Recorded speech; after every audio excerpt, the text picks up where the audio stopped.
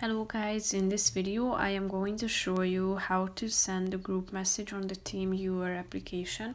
But first I just want to mention, don't forget to subscribe to my channel because at 10,000 subscribers I am going to show you my whole YouTube revenue statistics and growth strategy, how to make money online. So let's jump into it.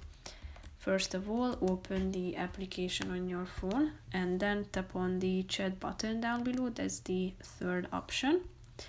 After that, you should tap on this button in the upper right corner of the screen. Then you should add the contact or choose a device. After that, type in your message down below into this blank box and tap on the send button, and then you will be able to send this message to your group on the TeamViewer application.